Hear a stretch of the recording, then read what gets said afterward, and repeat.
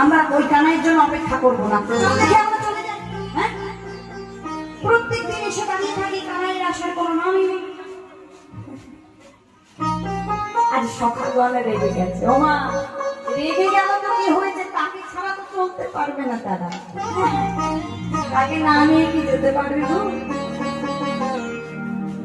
যখন এই কথা বলেছে তখন বলরাম দাদা বলছে, বলরাম দাদা তো শান্ত, রাগী কিন্তু শান্ত, ভাইকে খুব ভালোবাসেন।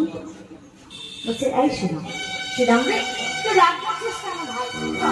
ভাই কানাই তো আমাদের থেকে ছোট, একটু মায়ের কাছ থেকে আসতে একটু দেরি হচ্ছে, চল চল, তার থেকে বড় আমরা নন্দালয়ে গিয়ে ভাই কানাইকে আমরা ডেকে নিয়ে আসি। তুই এমন ভাবে রাগ করিস। তখন শ্রীরাম আর কোনো উপায় না পেয়ে আজ কি করলেন, নন্দালয়ে গেলেন। আজ নন্দালয়ে গিয়ে আজ শ্রীরাম কি বলছে, দেখো দেখো, আজ শ্রীরাম মজা হেয়া কহে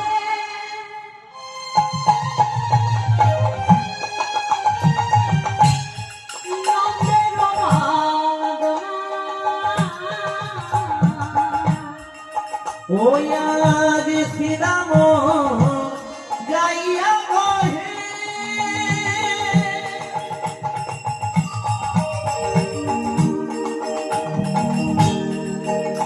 ও নন্দির নন্দনা